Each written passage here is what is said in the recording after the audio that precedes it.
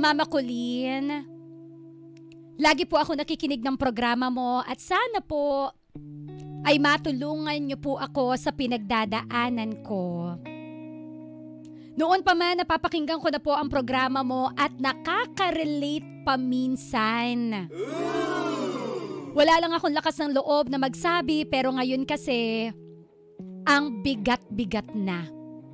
Hindi ko na kaya, hindi ko na matiis pa. Kaya naglakas ako ng loob na magkwento na sa'yo, Mama Colleen. Itago nyo na lang po ako sa pangalang Martina. Year 2015 nang makilala ko ang napangasawa ko na itago na lamang natin sa pangalang si Junjun. Si Junjun ang tipo ng lalaking mabarkada. Madalas po sila nagkakayayaan ng tropa niya na mag-inom, lalo na po during weekend. Mama Colleen, nakilala ko siyang ganun na kaya inunawa ko na lang. May mga panahon na nakikita kong nag-a-adjust naman po si Junjun para sa akin. May times na tinatanggihan niya yung tropa niya. Tipong tatambay lang sa bahay namin, manonood kami ng movie o kaya naman po magde-date kami sa labas. He's been a responsible partner at nagpapasalamat ako dahil nakikita ko po yung effort sa kanya. Yung binavalue niya yung relasyon na meron kaming dalawa. Makalipas ang 4 na taon, nag-propose si Junjun sa akin. Ika nga niya pa, ako na ang babaeng gusto niyang makasama habang buhay. Nagpapasalamat siya dahil ako lang daw ang babaeng nakatiis sa toyo niya. Nagtiyaga at umunawa sa kanya.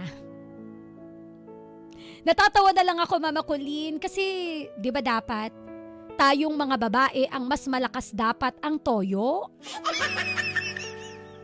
Sa tuwing sinasapian siya ng masamang toyo, hindi po espiritu, opo, toyo po talaga.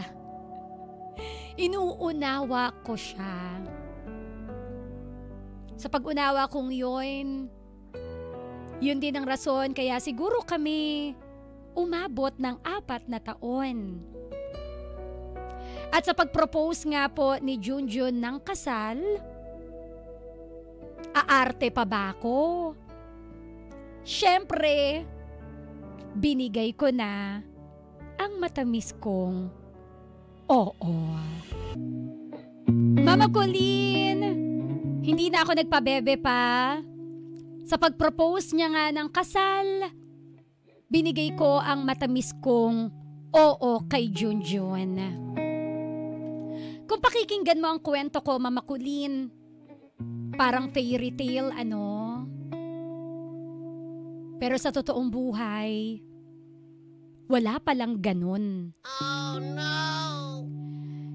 I thought I found my knight in shining armor in him, the Prince Charming in him. Pero mukhang nagkamali ako. Things started to fall apart nang napapadalas na po ang pag-inom niya kasama ang kaniyang kumpare. Noong una, panatag naman ako dahil diyan lang naman mismo sa tapat ng bahay namin nakatira si kumpare. Pero nagsimula ang masama kong kutob sa kanya nang minsang mahawakan ko ang cellphone niya na dati namang walang password. Ngayon, hindi ko na po mabuksan yung cellphone niya. Mama Colleen, 5 taon na pala kaming kasal. Sa 5 taon na yon, ngayon po kami nagkakaproblema ni Junjun. So anyway, dating walang password yung cellphone niya, ngayon ay meron na. Isang araw po, sinubukan ko yung mga posibleng password na pwede niyang ilagay sa phone niya. At ayun nga, nabuksan ko. At nagulat ako sa aking mga nabasa. Dahil sa pagbukas ko ng cellphone niya, Mama Colleen, nakita ko na may iba't iba siyang kachat na mga babae. Oh no! Mga babae na hindi ko kilala. At may mga chat pa na may I love you. Kinumpronta ko si Junjun, Mama Colleen, sa aking mga nabasa. Pero sino bang magnanakaw ang umamin sa kanilang pagkakasala? Oh no! Mas lumalim pa ang hinala ko na baka may ginagawa siyang kakaiba. Dahil napapadalas na ang madaling araw na uwi nila ni kumpare. Oh no! May 2 a.m., may 3 a.m. Kulang na lang talaga. Umagahin sila sa labas ni kumpare. Napapansin ko na yun na po yung nagiging habit niya. Lalo kapag ka day off niya, Mama Colleen. Saan na sila tumatambay? Kung dati sa bahay ni kumpare, naharap lang ng bahay namin. Ngayon, sa videoke bar na. Oh no! At ang mga babae palang nakaka-chat ni Junjun ay yung mga nagtatrabaho sa bar na pinupuntahan nila. Imbes na sa pamilya niya ilaan yung day off niya, sa kumpare at barkada niya na ito inuubos. Alam mo yung wala na po siyang oras sa amin na pamilya niya kasi uuwi siya sa bahay na late na. Maririnig mo na lang na naghihilik na sa tabi ko. Tulog. Minsan nga, hindi na nakakaakyat ng kwarto. Madadatnan mo na lang siya sa sala. Basag, tulog. Wala na rin halos nangyayari sa aming dalawa, Mama Colleen. Dahil nga, kung hindi siya puyat, pagod naman daw siya. Minsan tuloy, naiisip ko na baka kaya pagod siya. Dahil may sinisipingan na kaya siyang iba. Mama Colleen, wala na rin siyang halos panahon na ilabas niya kaming mag-iina. Kaya ginawa ko minsan, lumabas kami ng mga bata. Hindi ko inaasahan ang naging salubong niya sa pag-uwi namin. Dahil sabi niya, ganyan ba ang pamilyadong tao? Buhay dalaga? Nasagot ko, ha? Paanong buhay dalaga? Pumasyal lang naman kami ng mga anak namin. Na kung tutuusin, gusto ko nga sana buo kaming pamilya na papasyal. Dahil pagod siya, hindi na siya nakakasama sa amin. Tapos, siya pa itong may ganang magalit? Oh no! Pakiramdam ko tuloy, Mama Colleen, ayaw niya kaming mamasyal. Gusto niya na lagi lang kaming nasa bahay, tipong nagkukulong sa bahay.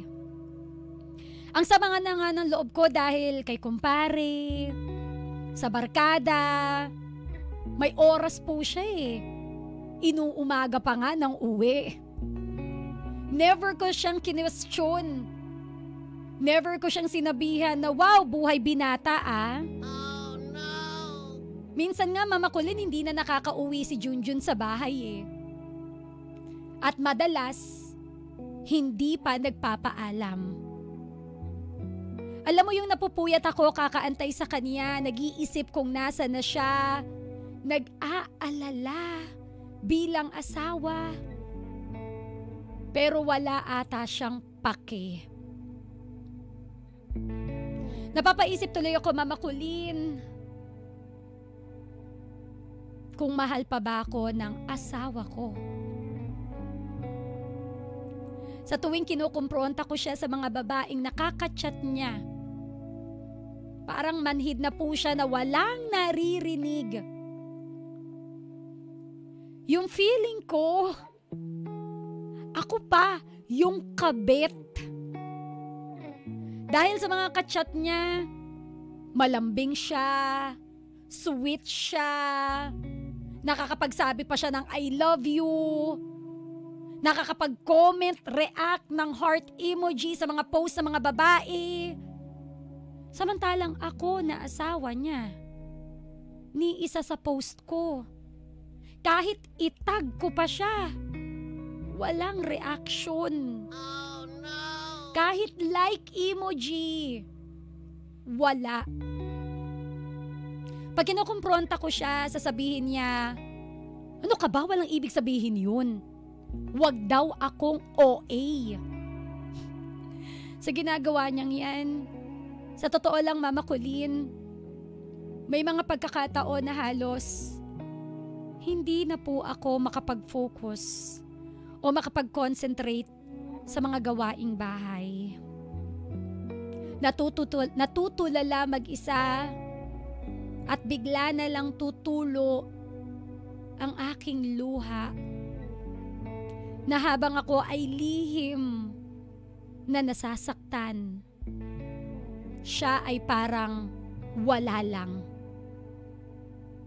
May time pa, Mama Colleen, na nakita ko po siya na may inangkas na babae sa motor niya. Hinatid niya pa mismo. At ako naman ito, kunwari walang nakita. Nagbulag-bulagan. Pero deep inside, ang sakit-sakit na. Sobra.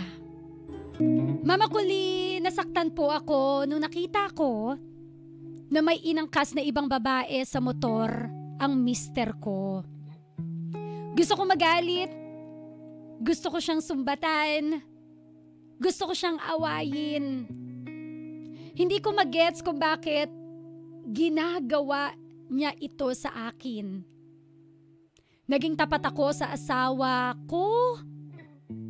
Minsan nga po, naisipan ko na lang na umalis ng walang paalam kasama ang anak ko. Pero hindi pa kasi gumagraduate yung mga bata, kaya hindi ko pa po magawa.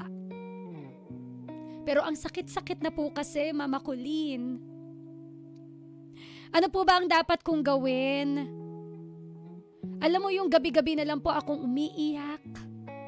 Nakakapagod din po pala, no? Ang hirap magkimkim, mag-isa na mga sama ng loob ko sa kanya. Yung tipong wala ako mapagsabihan. Ayoko naman pong ikwento ito sa magulang ko. Kasi po may pasyente po sila na inaalagaan at ayoko po na makadagdag pa sa problema nila. Ang hirap, Ma. Yung alam mong naglolo ko yung asawa mo, pero pinagtitiisan ko pa.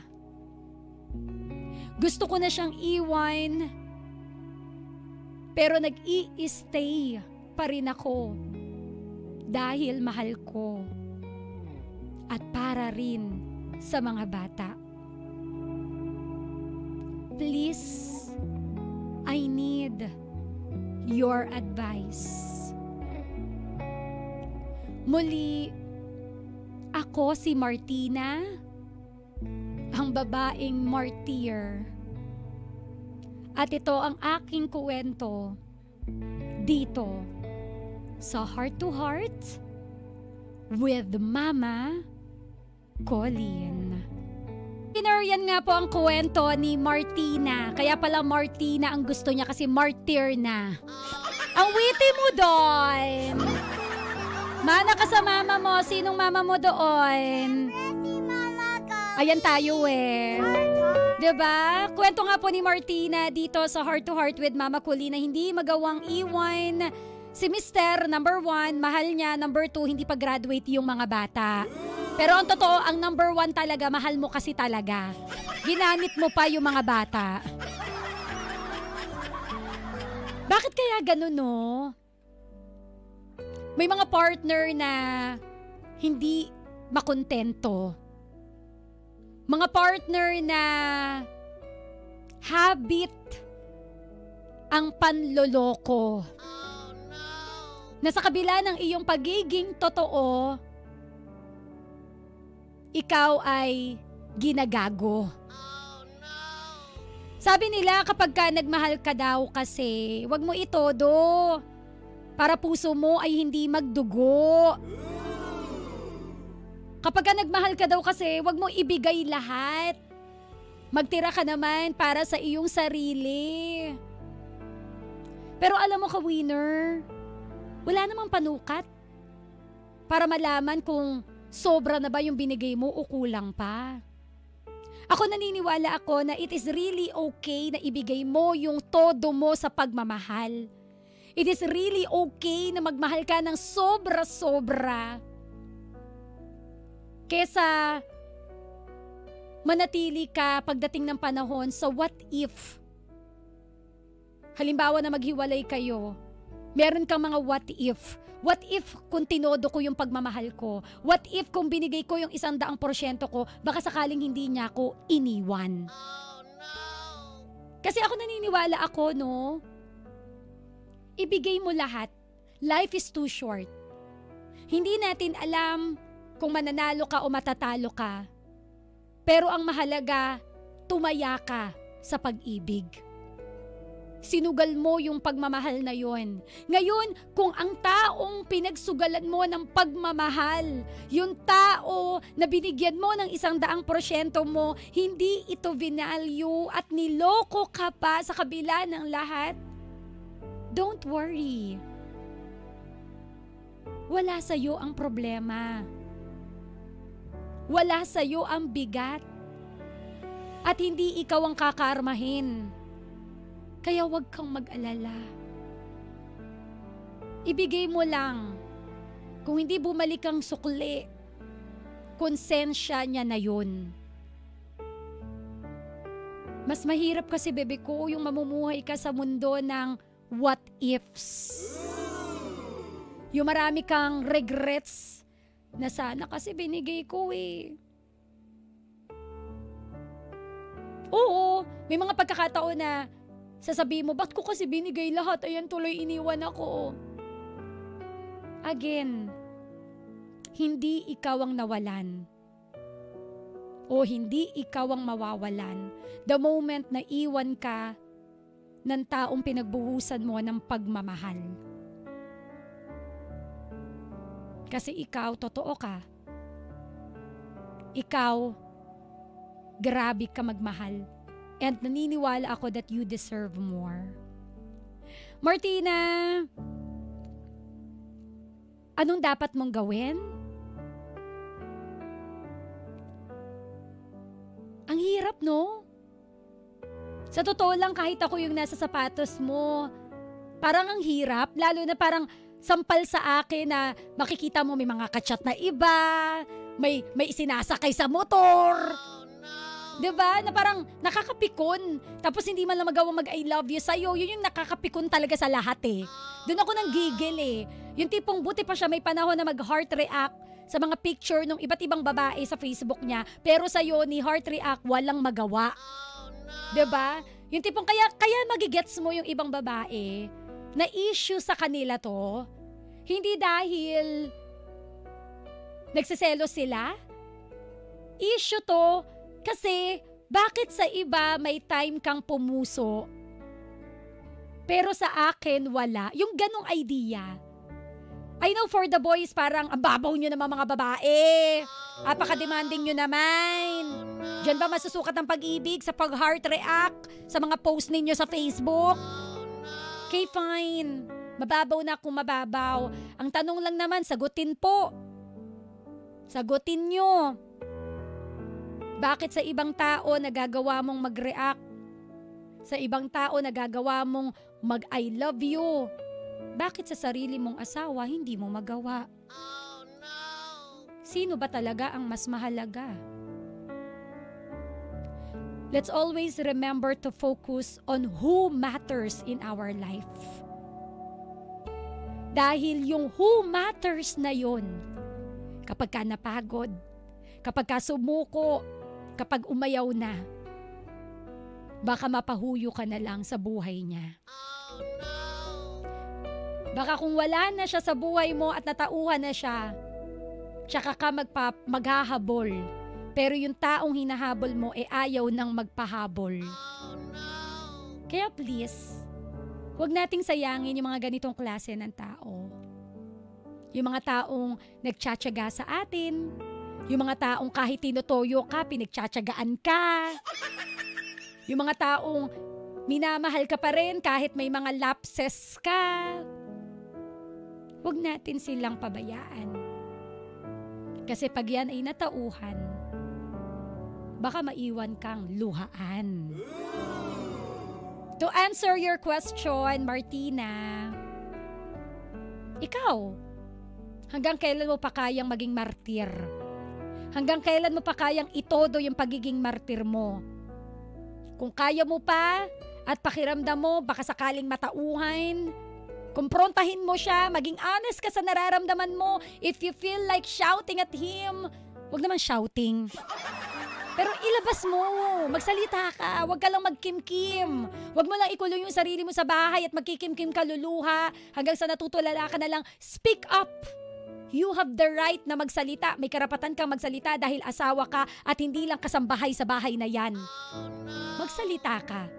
Ilaban mo yung karapatan mo bilang misis at ilaw ng tahanan. Dumidilim na yung bahay eh.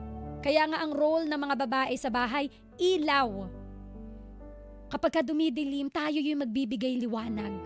Buksan mo yung ilaw. Kausapin mo siya. Enlighten me, anong nangyayari sa ating dalawa? Ano ba ang plano mo sa ating dalawa? Speak up, wag mong kimkimin, ilabas mo yan. At magbigay ka ng ultimatum. Kapag ka ikaw talaga damuho ka, ganun ano. Pag ikaw talaga hindi ka nagtino, lalayas kami ng anak ko. Huwag mo ipakita sa kanya na hindi mo kayang mabuhay nang wala siya. Magtapang-tapangan ka muna this time. Tingnan lang natin kung hindi matakot yan. Okay? Yun lang. Hindi mo na kita bibigyan ng solusyon. Ang ibibigay ko muna sa'yo is communication with your husband. Try your best to let him know what you really feel. Then let's cross the bridge pag nandyan na tayo. Sa ngayon kasi, ang ginagawa mo pa lang, nagkikimkim ka eh. Sinusolo mo yung problema, umiiyak sa isang tabi. Baka kaya akala ng mister mo, okay lang. So it's time for you to speak up. It's time para kausapin mo ang mister mo sa problema na lumalaki sa inyong relasyon. Ka-winner, yan po ang kwento ni Martina dito sa Heart to Heart with Mama Colleen. Time para ikaw naman ang makisawsaw, ikaw naman ang mag-advise. Mag-speak up ka na rin, bebe ko, 0977-7000-915. Once again, makisawsaw na po sa kwento ni Martina dito sa Heart to Hearts with the Mama Colleen.